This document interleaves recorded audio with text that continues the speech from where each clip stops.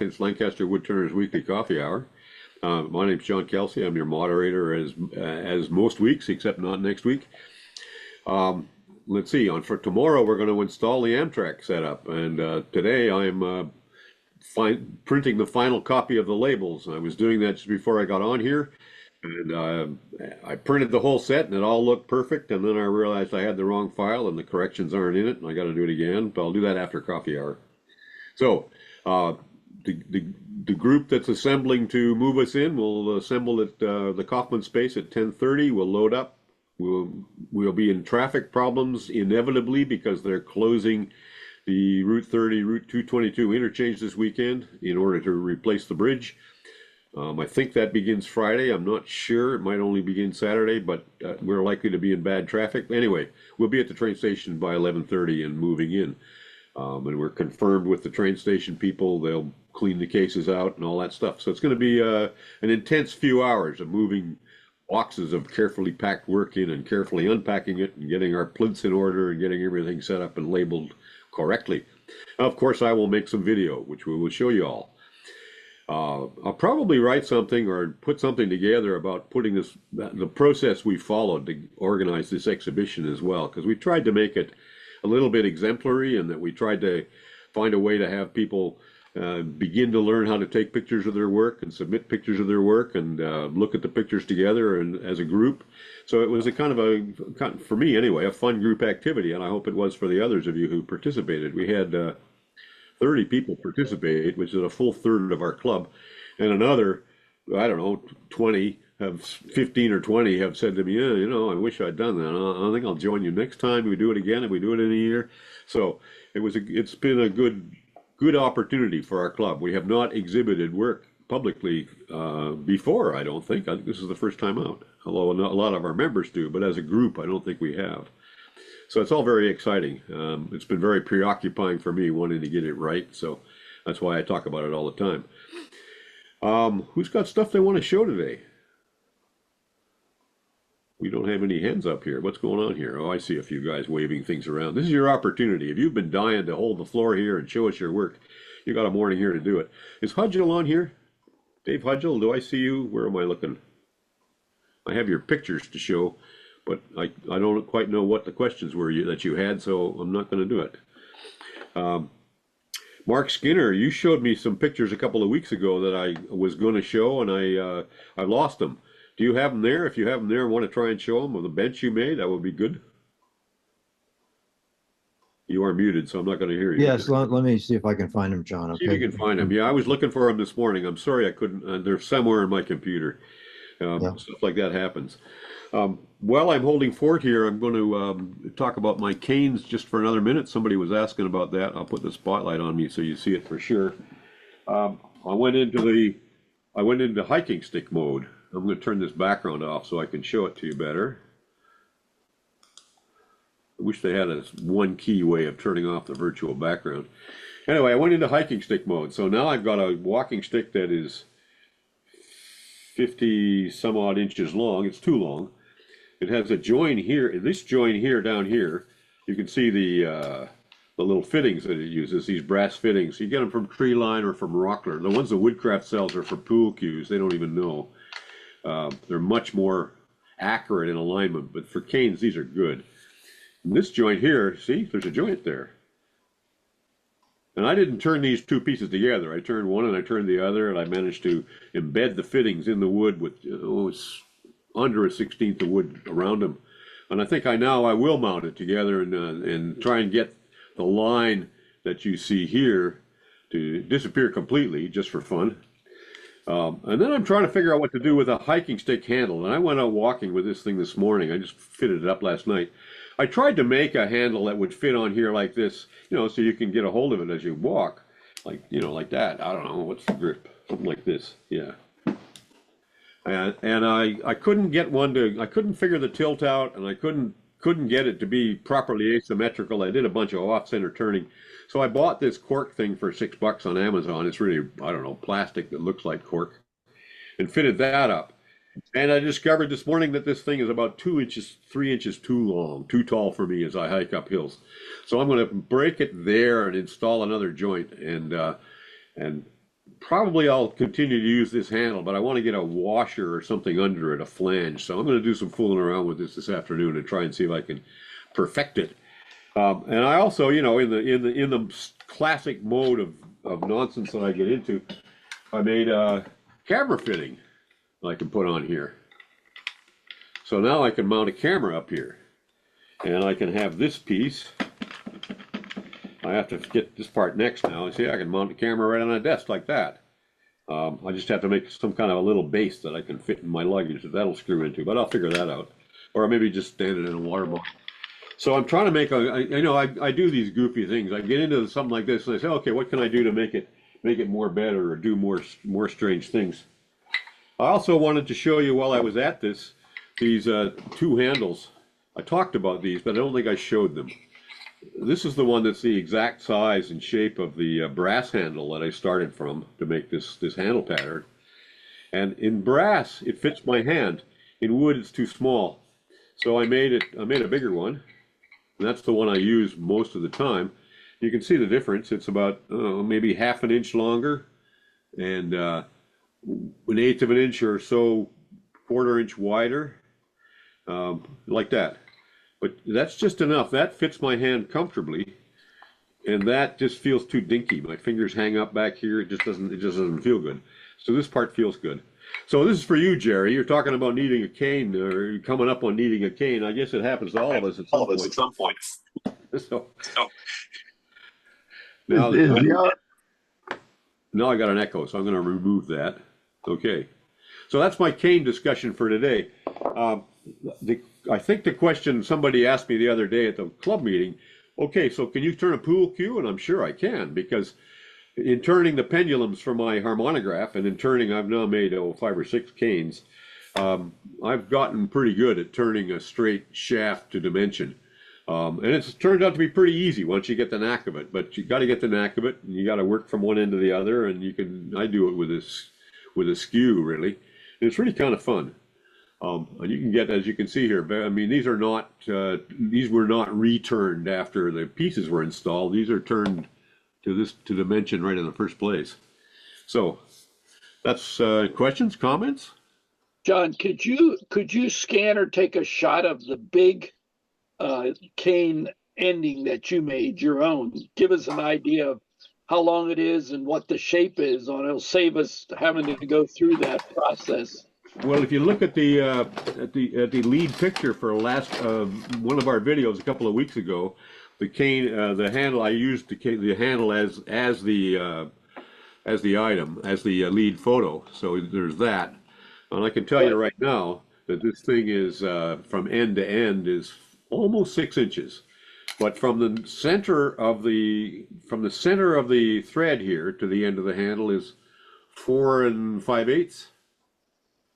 Yeah, from here to here, 4 5/8, 4 3/4 for me. And I have an average size man's hand. And the height here, the thickness of the piece of wood, of the blank, I started with a piece of Osage that was about 2 1/4 thick, maybe 2 1/2. Yeah, about 2 1/2. I had the Osage, and I don't have it anymore. I made enough handles to trash a lot of Osage and getting to here. Really nice Osage. I got some of it left. The other question, John, is that hook enough of a hook to let you hang it on something? Hang it on my arm, hang it on a railing. That was what that was all about. And it has enough hook to do that? Okay. It does. It does. When you put it on the cane, when you see it on the cane, as I'll do here, even on the walking stick, you can see that the curve here is the curve that you expect from a standard bentwood cane, right? Gotcha. Yeah. And this shape, if you ignore the horn here, is also really, it follows the silhouette of a standard bentwood cane. But I find this horn out here very helpful for my hand. And I don't like the round, totally round top of the cane, you know, the kind of cane they give you. It's very awkward for my hand. This grip works a lot better. And I've tried a lot of different ones. So I like the straight grip that I think I've showed before, but it's you can't hook it on your arm, and that makes it not really practical. You just cannot be sitting in restaurants with your cane falling down on the floor and making a crash all the time. So So this is the working, the working cane that I now carry all the time, or most of the time. You know, the one time I fell down in the last year was the time I didn't have my cane in my hand. And I didn't fall down because I didn't, well, I don't know. I caught my foot on something, and if I'd had the cane, I probably wouldn't have fallen. So anyway, that's the piece of work. And I'm very comfortable with it. I like it a lot. I'm quite pleased with my cane making adventures. Hey, Thank you, John, is the audio any better now? Perfect. Hear you now. You want to know what I did? I put a 3M sticky note over the microphone. That'll do it every time. Anybody else on canes while I'm here? Jonathan. I encourage everyone to use a walking stick instead of a cane. It forces your shoulders to be back and straight, and a cane makes you hunch over. Well, that's what this is all about. That's why I'm going down this track, working that out. Yeah. Take a piece of molding clay and just grip it, and then model your hand after that. But go ahead, Donna. Sorry. Go ahead, Randy. John, does that cane tip have a point on it? Yeah. This is from the Rockler kit. They all sell this kit, and it has a point. The rubber foot screws off. So In Europe, it's very common for people to have walking sticks. Yeah. And my wife has a pair. Usually two of them. Yeah, my wife has a pair of two of them. I'm not after that. I mostly use the cane, but I want to be able to, do some hill climbs and all that stuff, and I need to stick for that for sure. Anybody else? Yeah, look at Leaky poles, Leki. They make replacement handles. Throw away that plastic thing right now because you're gonna pull a muscle in your hand. I know as crazy as that sounds, but you're gonna pull a muscle in your hand. Buy the cork one from Leaky and modify that out. They do a number of different points. There's ski poles, modified points, pieces for canes. But look at Leaky. That would be my suggestion. That's the brand my wife has, and she tasked me with finding new rubber feet for it. And I could not find a new rubber feet for the Leaky cane. I don't know why. I did find some rubber feet, but they weren't their brand. It's under their accessories and specialties. So just poke around and call their 1-800 number. But they're super user friendly. But they do make replacements for that. So I do that, and I don't. This is a piece of crap. I mean, I got it, and it'll work. It's a good test piece, but it's not correctly shaped. It doesn't feel really good in my hand. Yeah. Anybody else?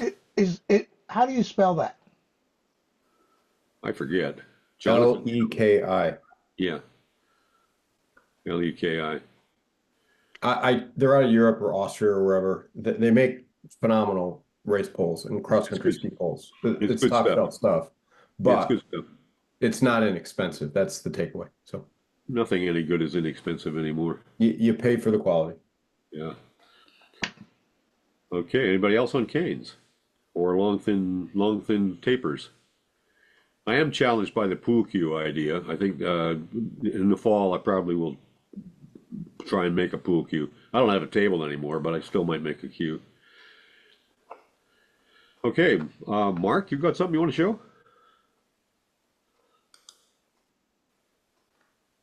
Yeah, I had to get unmuted. Let me see if I can share screen here. Yeah, give it a try. Yeah.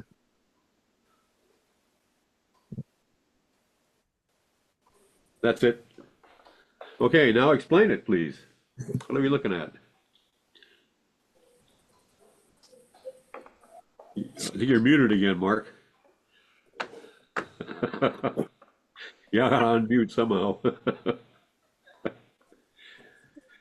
Well, I can tell you this Okay, I think I got it. made. There Okay, it is. hear me now? Yeah, okay.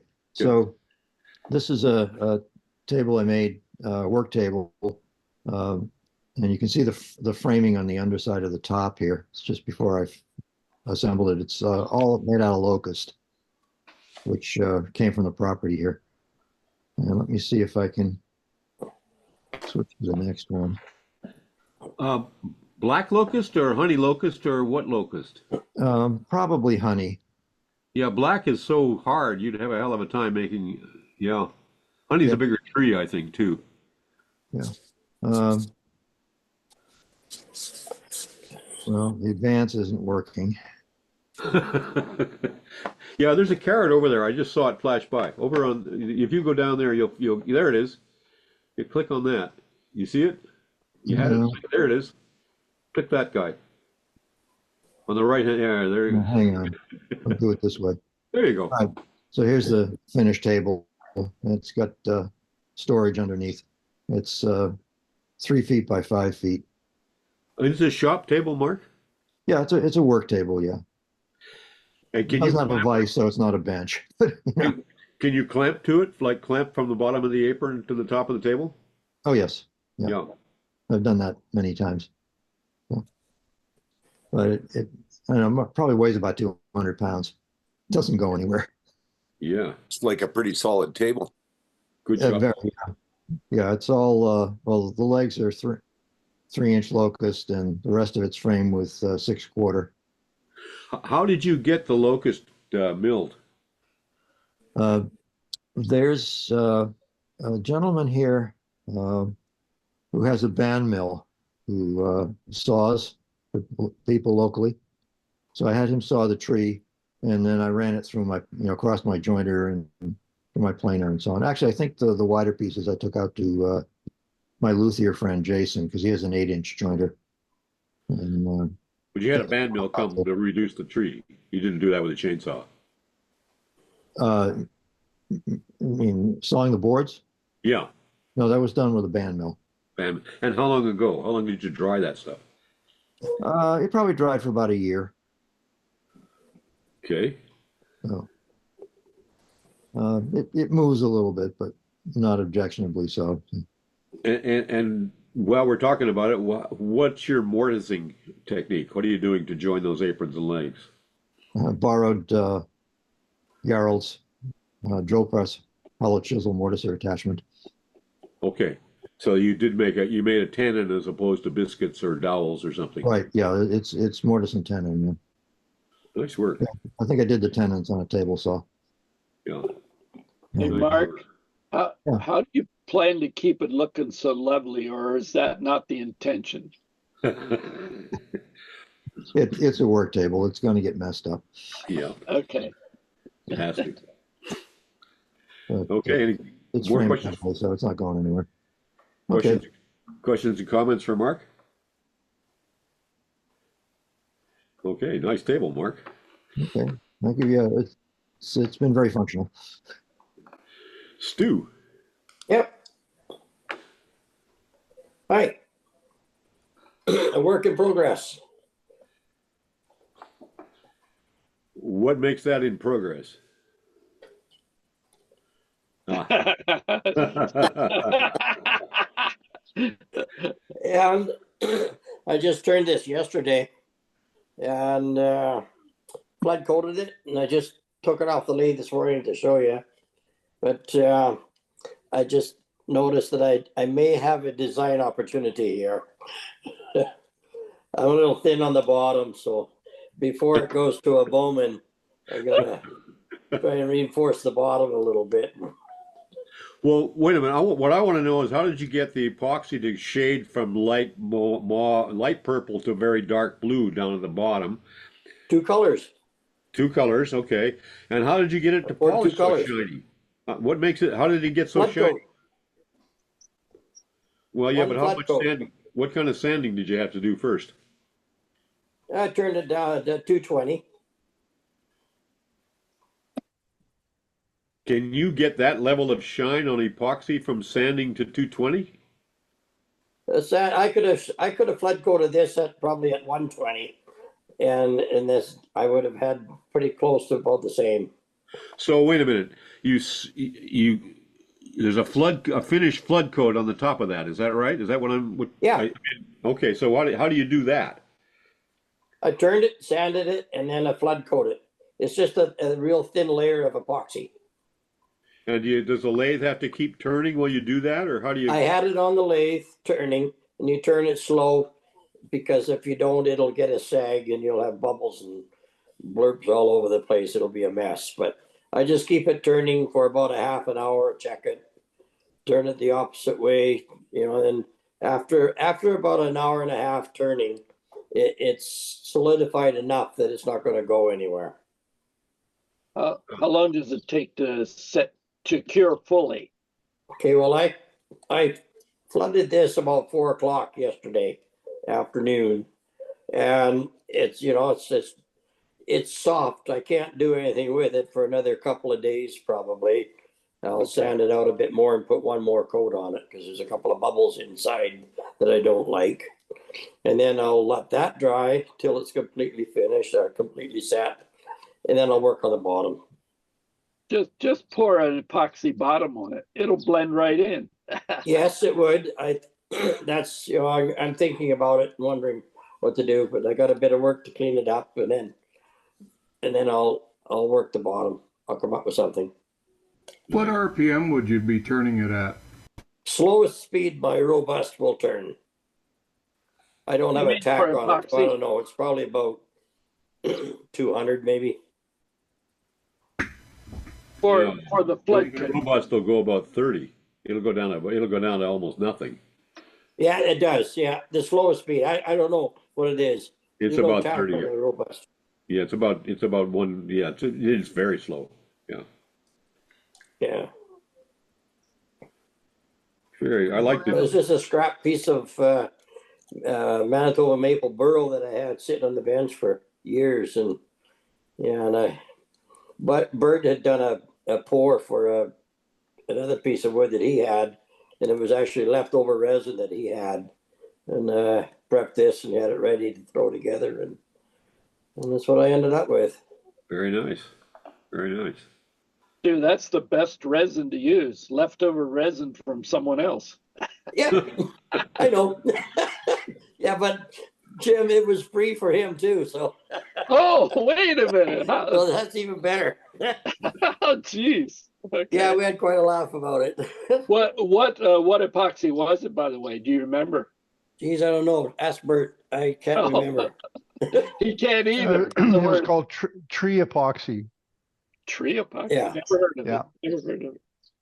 I find this whole business of epoxy very interesting in a negative way for me. I mean, it's something I would never do. I just would never do it. And you guys who do it, you are always doing it. And I appreciate the lovely things you make with it, but I don't fully understand why. What do you? Well, when you come out there, you might. When you come and visit us, John, we'll show you some pieces and might get you interested. Maybe. And it's almost like a mosquito bite. Once it bites you, you can't let it go. You got to scratch that itch. Yeah, rabbit holes. The challenge becomes how to pour something that you don't have to turn a lot of epoxy off or out of. It just takes too long to do it. Just turn wood and you never have to. Actually, it didn't. I worked about 2 hours on this one, Jim. Oh, okay. Yeah, just come right out. It was very quick. What chisel are you using? Which one do you think I would use inside there? The Mate. You got her, buddy. Yeah. But you were using that and you weren't getting chipping on that. Okay. No. Okay. No, that little cup cutter works very well. Yep. I bored the center with I think about a 3-inch Forstner, and then I just cleaned it up from there. Well, I may try that again. I was interested. I just poured on Monday the big question always is which color epoxy would look good with this piece of wood. Yeah, and we go through that quite a bit. Oh, I'd lay them all out and I go. Get too many colors to pick from. I picked purple. So yours was a good illustration. So you guys aren't answering my question. You're dodging it. You know, as you say, it's like a mosquito bite that gets you. But I'm still, frankly, left. I appreciate what you're doing, but I don't really understand what you get out of it. I just don't. It's not wood. It's not wood turning anymore. It's plastic turning. I get a lot of satisfaction. Well, John, I like the aspect of not quite knowing what you're going to get. You know, it's the I'm trying to find a word for it. It's like cutting into a piece of wood that's not perfect and trying to find out what's in there. For me, isn't that it, Stu? It's just like and then once you're in there, Jim, and you put the epoxy on, you actually get to see it and keep it.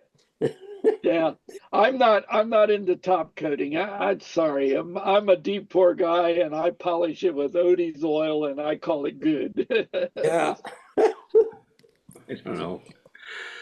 John, Anybody else? I think it's that. I think it's the aspect of unknownness or whatever. So. Yeah. Hey Stu, what was the tool you said you used? Could you tell us about that? Sorry, you didn't hear the name? The tool. The The tool tool you that, guys both mentioned. oh, it was Jimmy Clewes Mate. It's one of my favorite tools, and the reason I have it is because Stu recommended it. Oh, no, wait a minute. Is it? Are you talking about, is it those little cup-shaped carbide cutters? Yeah. Yep. At an angle. Yeah. John, I'll go out to the shop and get it, and I'll bring it back here in a couple of minutes, and we can show it if you want. I think there's guys here who'd like to know about it. Yeah. Yeah, he has. Are you using the 6 or the 8? Which one are you using, Stu? Millimeter. I think it's this one. I think was the 8. Okay, I got the 8. I have both of them. I got the full set. I ain't got 6 pieces of it, so no. Yeah. When I turned the bowl, like I poured a piece of pistachio in a bucket, and it's got the same colors. And I haven't turned it yet, but when I do, I'm going to use the cutters that Kai recommended here a few months back. Those cup cutters. I bought a set of 10 of those, and I've used them before on other wood, and they cut beautifully. They're a little bit bigger, but I like the cup shape on them, and that's what I'm going to try on my epoxy and adventure. Bert, where did you? Yeah, I just used that one yesterday to cut out a vase with a Trent Bosch stabilizer, and I went to that because that was I had a long 3/4 inch rod for it, but I have a hard time finding screws that will sit down flush with that cutter. Mine are all round heads that stick above it, and I think it limits the cutting ability a little bit. So I just bought screws off of Amazon. I bought a set of them, and they're metric screws, and I bought both the round head and the tapered head, and I can't remember which one fits, but one of them fits perfectly, and so you end up with a flat top. And it's all metric. Those little cutters are metric, so you buy a metric screw, and I had to do metric thread, so that's no problem. I just run a metric tap through, drilled a hole, metric tap threaded it, and it worked. I'll have to look at my box of Amazon screws. I'll bet I got one in there. Thanks for that. That's a good idea. Yeah. Okay. Hey, Steve, I have a question for Steve. This is John. When you say you flood coat, how do you do that? Do you paint the epoxy on, or how do you do it? It's a thin layer of epoxy, and what you it's UV epoxy, and it's a very, very thin coat. I actually brush it on with a paintbrush, and just keep it smooth, and then torch the bubbles, and it smooths out real nice, and that's it. Keep it moving, or let it, if it's a flat surface, let it sit still. And it will, what do you mean torch the bubbles? take a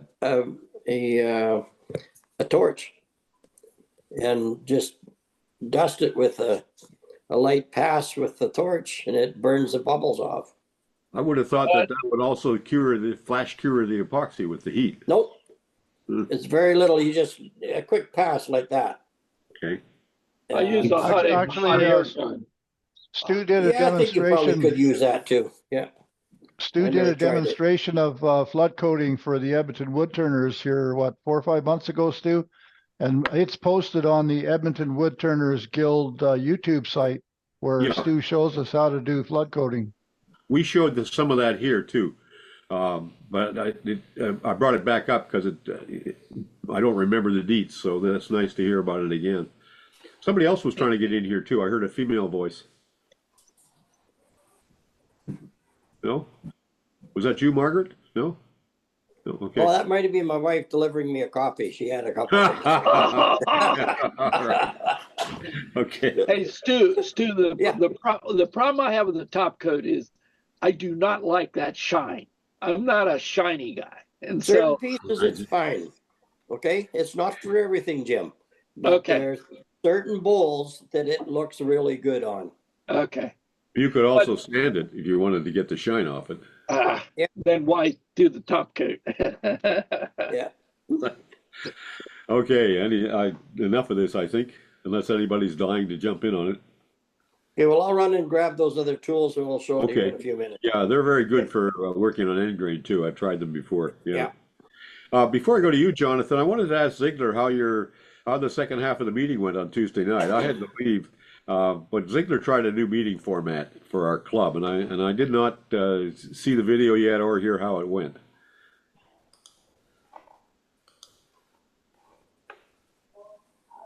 We can't hear you quite. There we go. There we go. For some reason, my mouse stopped working.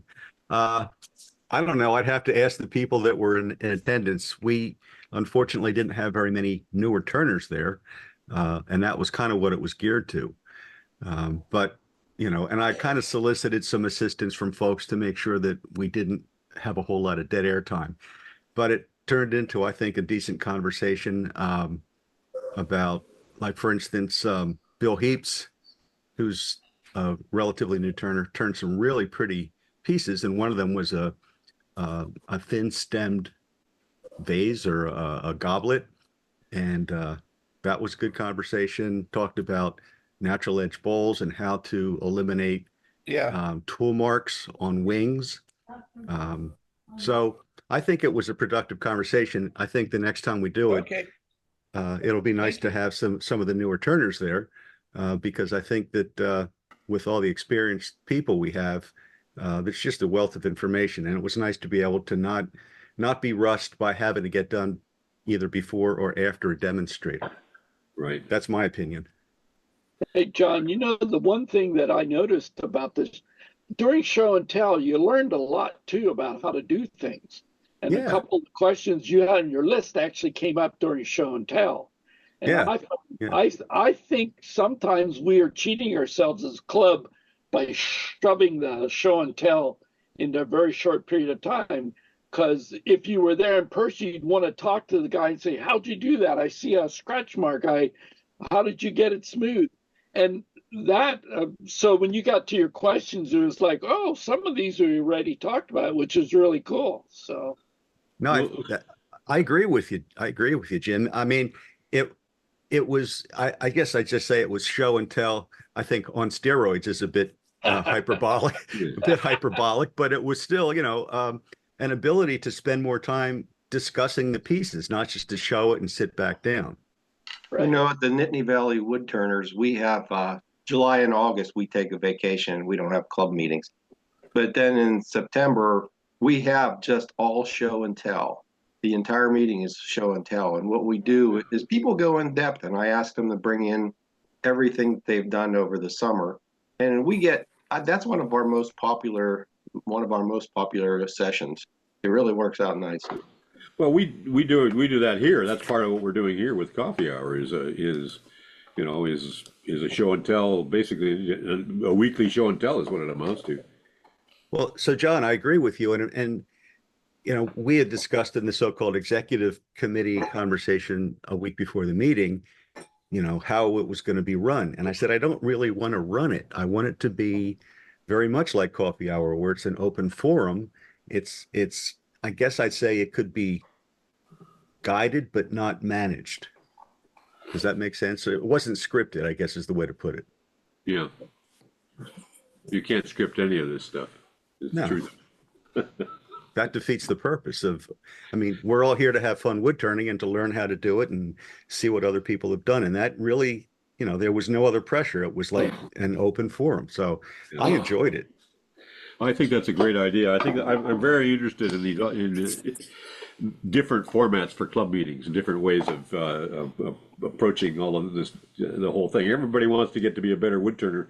You also want to see other people's work and learn about it. And also, you know, you probably noticed we have some people in our club who really love to hold the floor for as long as possible.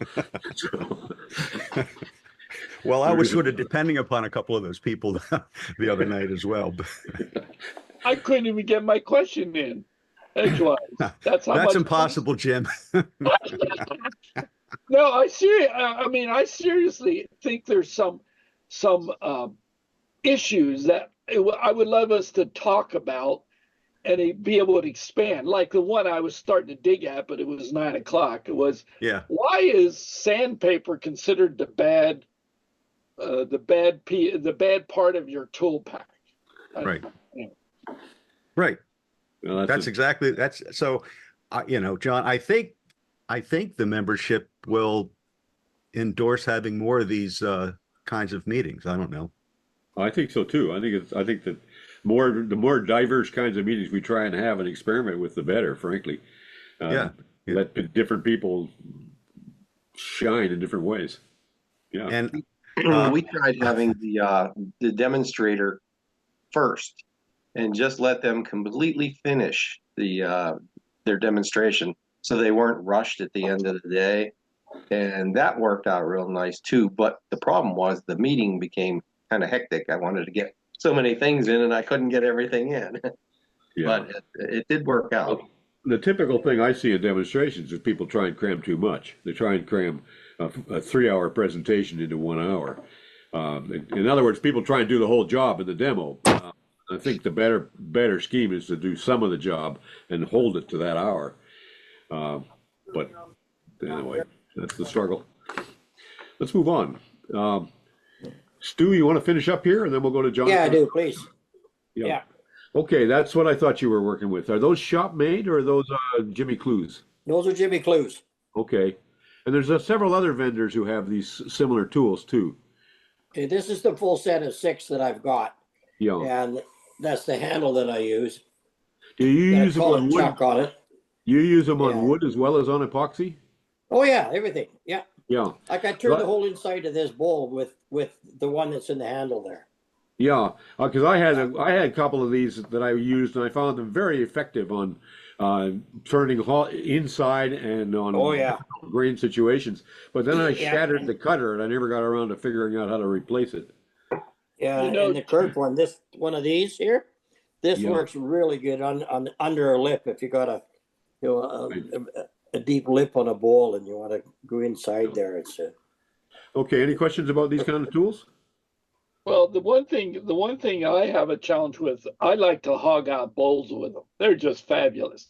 But if you look at the picture, can we spotlight him? So when I'm talking spotlight, I'm going to spotlight him. Okay. If you look at the straight cutter, the cutter is almost in line with the side of the tool. So when you're pushing it down the wall, it limits how close you can get without dragging on the wall. Then you want to go to the curved one, right? Then go to this one. Yeah. Yeah. See, I only have 2 of them. A little bit more curve. I think that's part of the game here is once you get into this, you wind up like with everything else, you end up with the full set. Yeah. Look, I did this whole bowl with this one here. Did you really? Yeah. I'm gonna have to try that. I can't seem to get it to cut clean enough for me. So I mean on epoxy. Well, I'm gonna get some of those. I'm gonna get some cutters and get my tool that set figured out again. So okay. You cut below center. You cut below center on those? Yeah, a little bit. Cup cutter? You cut below center is the question. I think the answer is yes. Yeah. Pretty much on center, slightly below. Yeah. A little bit below. Yeah. Yeah. Question: can you sharpen those, or do you just rotate the cutter, Sherry? Okay. You rotate them and replace them. Yeah. I haven't even turned one of them yet, and I've had these things for about 3 years. I found they shatter. I found they shatter pretty easy. If you drop it, yeah. They last a long time. I rotated some because I thought it wasn't cutting well enough, but that's the frustration about carbide. You don't know when it's dull except performance. You don't know if performance would be better if you rotate it or not. So can I chime in here? Yeah. In 2007, on the way back from Totally Turning, we stopped in Rochester and I bought a Hunter #2 cutter and made my own mount. I'm still using that, 17 years later, for the life of me, cannot understand why you have to have all these crazy shapes of tools. The one I have has done everything I've ever asked it to do. Mind you, it takes a little skill to use it. This one, you know. Well, like I say, I found that it was very easy to shatter that tool. So I haven't had that at all, John. I have nicked one on an inclusion or a nail or a stone or something and something, but I don't know what I shattered it on. I just you know, it's the hunter cutter is far superior to anything you'll pick up off Amazon or whatever. In Hamilton is a metals industry town, and back then one of the members brought in a couple of other. They're originally made for machining aluminum. Yeah. And the Hunter, by and large, was far superior to anything else we tried. I have one, but he makes some squarish ones or flat ones and round ones, or am I wrong? Now there are, yeah. Initially it started out, mine is just round and tapered. Round. Yeah. It was based on the Eliminator, which Packard had introduced at the time. I don't like the round because you have the pull and it wants to turn as soon as you get on it. Never had a problem. I have a challenge with that. So I like the mates because they're flat and they're right on the tool rest. That's the one thing I like about the Mate too, is the flat surface, that it fits flat on the rest, and it's solid. Yeah, I have the Hunter tools also, but for small things I would use it, and I really do like it too. But the shaft is a bit small, and it's not as supportive. You got to be really close on the tool rest. Where the Hunters or the Jimmy Clewes, you can reach 3 or 4 inches off the end of the tool rest and still be pretty good and solid. Rich Colvin these use Hunter cutters though, eh? Yeah. Yeah. Rich Colvin says that the Carter Products tools use Hunter cutters as well. So. Hey, how long is that one on the left side there, Stu? I need this one to go deep. I could grab the tape. Yeah, I want to move along here. We got some other people with their hands up. Yeah, Jonathan. Yes, how are you? Hi, we're looking at you. The point of this demo is to actually show the difference between Mahoney's oil and specifically Osmo top oil. Same pieces of wood, similar cut, literally the same blank, sanded to 600, and then demoed with each different finish and to compare and contrast in different lights. Thank you to John for suggesting the Osmo top oil, listening to you folks, but I have a very, very difficult time looking at the photos and saying, oh, well, that's great. Well, if I don't compare it, then I don't know how it's going to perform or look or feel or smell. So this was an attempt at 2 wide, shallow salad bowls, one with Mahoney's and one with Osmo. And I wanted to at least share the results of it. I can see the difference. I think you folks can see the difference, but what are your observations about the difference? What do you think about it? I think they're very, very similar. I prefer the top oil myself. But there's nothing wrong with Mahoney's. I want to be clear. I'm not negative against Mahoney's. Mahoney's requires a little bit more work. But the top oil, 4 coats, I'm good to go. Out the door. Move along. What do you think about how they feel in the hand?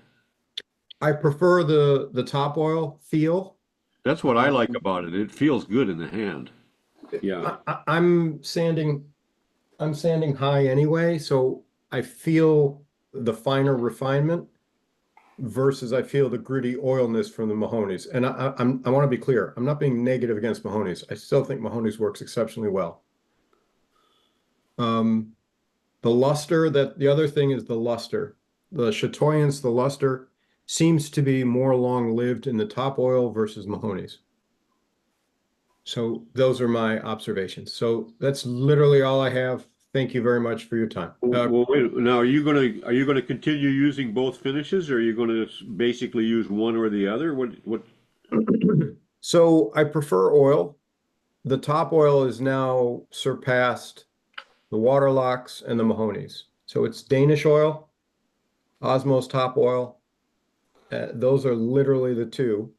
And then, depending on the wood, depending on the species, depending on the use, I'll mix it up or change it depending on what it's going to be used for. But my go-to right now is this top oil. It's become mine as well, but I don't go to 4 coats. I mean, Mine also. very few. I think this has got 1 coat on it, and I'm happy with that.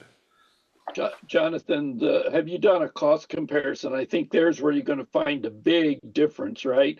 Osmo is really expensive. But it goes really far. Well, that's the other thing. And it's a great question, Jim, because I reached out to Osmo to say, oi, how about a little help here? I'll buy in volume, send me a case, and let's move along. And they're not working with small folks anymore. And I get it. Fair enough. Yet at the same time, to your point, Jim or John, $38 for Osmo top oil here in the US, and I want to say it was $18 for Mahoney's, that bottle. The problem with the Mahoney's is then you had to buy the paste. So 5 or 6 days after the top oil dried, it's a rub-on wax walnut oil paste that you put on and you wipe that off. That gave it more luster. That was great for rejuvenation, but the top oil is seamless. I made 4 coats and I left it alone and it was good. But the quantity used was far less. Well, here's the other thing about that. I found a vendor that sells it in a small can, a real little can for $20. Okay. And I don't think you will use that little can in your lifetime. I mean, so you don't have to buy the 250 mil container. You can buy the 50 mil container. For me, I think it's 100 mils. But it was, the vendor is a new guy, showed up here in Pennsylvania, and I wish I could remember the name of them. I'll find it and bring it next week. Be careful what you're buying online. There's a couple, I've got to control my language here. This is being recorded. There are a couple less than desirable entities from a certain area of the world, and they're selling it for, it sounds too good to be true. There's no phone number, and I'll just stop talking on the topic and try and leave it alone. But that's for the 250 mil. The small 50 mil, that can that you're seeing in the photo, it's half gone. I'm using it quite a bit. Okay. So I need another can. Well, why not just buy it? So the 50 mil that you're referencing might work. My warning is the online stuff, be careful with that because there's a couple shysters out there. Okay. Well, I found the little cans to be perfect for my testing anyway. And so my investment was a whole lot less than, you don't have to invest in the $40 bottle. Does it get old with age? Like you talk about lasting your lifetime. Well, is it going to be any good after a year or two? It does come with a warning about 5 or 6 or 7 years out. Okay. So the other thing, Jonathan, you said you got 4 coats of top oil on that, and that's great. But one of the things you might want to consider is you put 1 or 2 coats of top oil, and then if you read the research on Osmo, they have a thing called the Osmo cleaner, which is a higher percentage of only the wax component, which they claim is, okay, if it gets a little scuffed up in 6 months, you put this cleaner thing on it, and it's almost like another coat of top oil with a little bit less oil. And I did that, and it is amazing how quickly it'll restore. Oh, okay, that's good. And you buff it in. Yeah. You turn it fast. Yeah. You buff it in, and it works good. The other one is even after it's dry, give it another hand buff, and that seems to help immensely. Yeah, that does. Yes, absolutely. That's that Osmo is great stuff. And once, if you ever put it on too thick, you'll find out just how good it is, because I made the mistake of leaving it on a little bit too thick, and I ended up having to put it back on the lathe to cut it off because I could not hand sand the little globs off. I had to cut them off. It's really, really an interesting product. Yeah, I got the same. So my point in showing this is I have a difficult time sometimes viewing a certain product, but if I don't compare it to what I'm using in similar circumstances, and here's the demo. So I hope this was helpful. Thank you, John, for the. Hey, I have one more question. Back when. Somebody alluded to, do you put it on like a friction finish where you spin the lathe hard and fast to rub it on? You can, but I don't think you have to. That's what Stu does, but I've done it without doing that, and it works fine. Yeah. Yeah.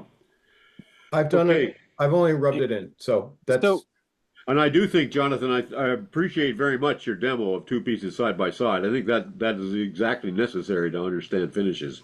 I can't understand them either unless I do something like this. I've got another one with water locks in the top oil, comparing the two. And they are very, very similar. I can tell the difference and feel the difference. I'll have to pull that one up next time. But if it's not from the Waterlocks same is hunk of wood and the same givens, like a math problem, I have a difficult time comparing or saying, okay, I'm going to switch. How do you know? So Waterlocks is a totally different product. I mean, it's a varnish. So, yeah. But hey, so here's Jonathan, the takeaway. I mean, in certain instances, it's the gloss poly versus the matte, or pardon me, the satin wax. And in certain woods, you're matching those two surface conditions in that wood, and you're picking and choosing. The gloss poly, gloss varnish, great. Okay, there are certain instances.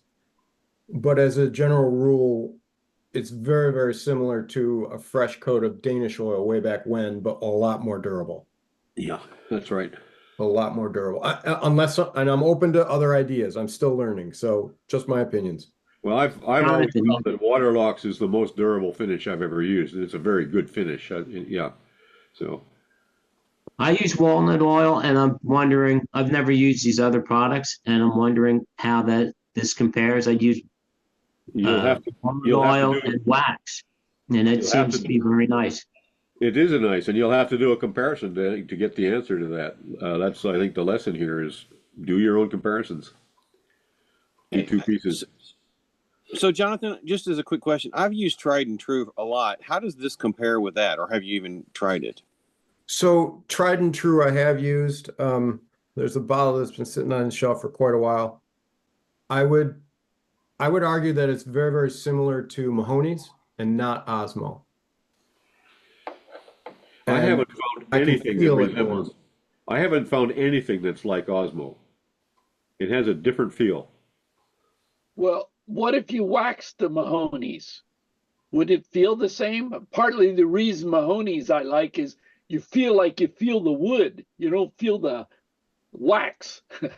So then you're taking an oil-based boiled walnut and trying to throw a Canuba wax on top of it, which is fine. I hear you. Yet at the same time, you got to start throwing that lathe up there 1800, 1900, 2100 to get the wax to melt on top of an oil substrate. I'm sorry about the thumbs. It's not that it doesn't work, but you've got to work to get it done. There's more labor involved to get that to play. Yeah, I got you. I understand. I'll just keep with Mahoney's without anything on it. So, just my 2 cents. Thanks very much, Jonathan. Kai, would you like the last few minutes? Have you got something quick, or what do you have there? I can try to be quick. Just a work piece to show. I'll share the screen.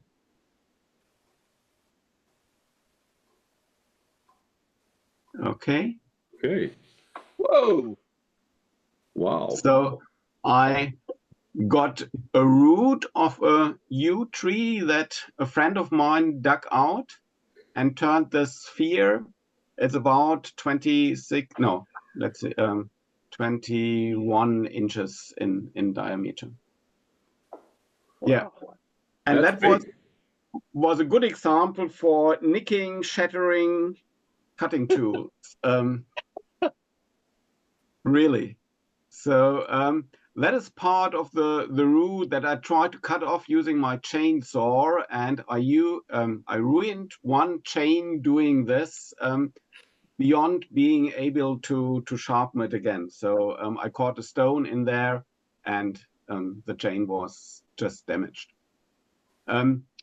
Even after cleaning it with high pressure water beam in a friend's yard, to get off the earth and the stones and whatever was in there. I didn't get everything. So okay, that was the first step. Then after cutting it, I tried to find out how to get most of the piece of root that was left over, and I put it on a 30 centimeter cardboard disc, one here and one here, and then I moved it around and I moved the discs, and I used my square to line up the discs to find out a good position. You could do that on the lathe as well, I guess, but it was too heavy for me to manipulate it between centers, so I used that. And then 30 centimeters is about 1 foot. 30 centimeters is about a little less than 1 foot. Yeah, it's very close to 12 inches. Yeah, that's it. So after finding the centers, I marked them, and I made a little drive to drive it on the lathe, because I didn't trust my spur center to hold a piece that heavy. This is a small faceplate. It already had 4 holes in there. I enlarged them a little bit to get the core diameter for cutting M8 threads, so 8mm threads, metric threads into these holes. And then I sharpened some screws at the points and put them in there. And then next one is the thing fixed on the lathe. Here you can see the faceplate again. And I also put a nut on the screw. So with a thread in the faceplate and the nut thread, I can kind of lock them against each other, and the screw stays in position when the whole thing is turning. First, I used a gouge to cut the shape, or kind of a roundish shape out of that. And I had to sharpen this tool frequently as well. And then I went on using my sphere cutting jig, which is really useful because you cut air and wood all the time, and with a handheld tool it's difficult to get a nice surface, so that works much better. Is that a shop-made rig, or is that a commercial rig? It's semi-commercial. A friend of mine makes, or a fellow woodturner makes them and sells them, but he hasn't got a company, so yeah. Okay. There are quite a few people in Germany who turn wood who have got similar jigs that he made, but yeah. The nice thing about, sorry? I've seen other jigs on that design. That's a well-known design. There's a guy in New Zealand making those, and I think the fellow who's on here often from Red Deer makes those as well. Mm-hmm. Yeah. The main point with these jigs is that they have to be really solid. Otherwise, there's quite a lot of force involved in there on the cutter, and if they are not solid, they will kind of move or bend. And so this is quite solid. He has added a strip here, that's solid material. Yeah. So that works nicely. The drawback is with the hand tool and this cutter, same thing. When the tool enters the wood, you get a sharp edge. When the tool leaves the wood, it will break into the wall here. I've got another photo. Yeah, you can see it. So it will kind of chip the root ends here. So that meant a lot of cleaning up using a rotary tool, this burr in a micro tool, and I decided to round over all the edges then, because I didn't want to have sharp ones and then rounded ones, so I went all around. And I picked out sand, little stones, leftover bark, and whatever I could find in all these holes here. It took me about 2 days to finish this thing. And then I oiled it with a hard wax oil, I think similar to Osmo, because we've just had that discussion. and it brings out the color nicely. And I especially like this little bit of root here, for example, that I could keep. Yeah, I have some more pictures. Yeah, there's another one. And what are you going to do with this? Just display it in the living room. Are you going to make a stand for it or float it on a table? What are you going to do?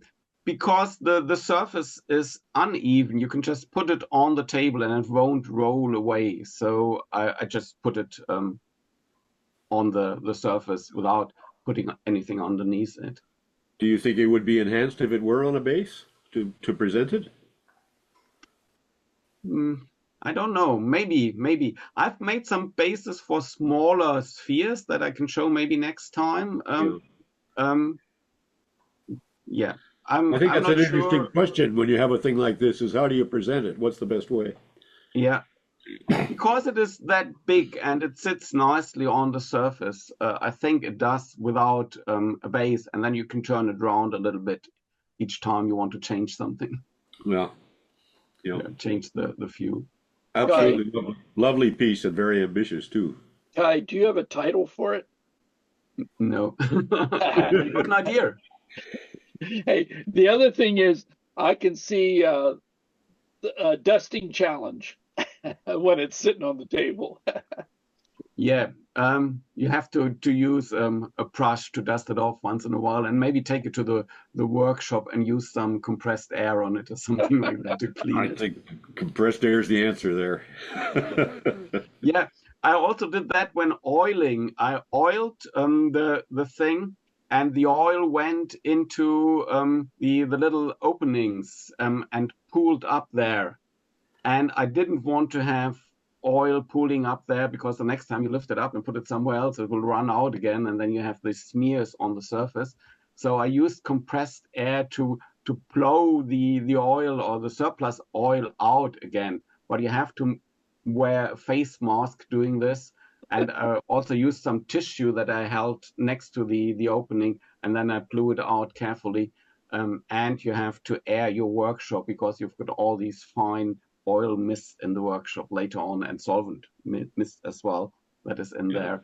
So yeah, but that took care of surplus oil in deep openings. So yeah, oil worked fine on that. Beautiful piece. It looks beautiful, Kai. It's if Stu ever got his hands on one of those, he'd have it full of some beautiful colored epoxy, and then he wouldn't have to cut the wood and air so much. It would be full of epoxy. Okay, I like his work, but I won't give him this piece. Very good, very good. Too late. There's oil on it already. The epoxy wouldn't stick. Okay. See you all next week. No, I won't see you all next week, but you'll see you all next week. Yeah, and I'll see you all the week after next. Wood shop. Thank God for wood.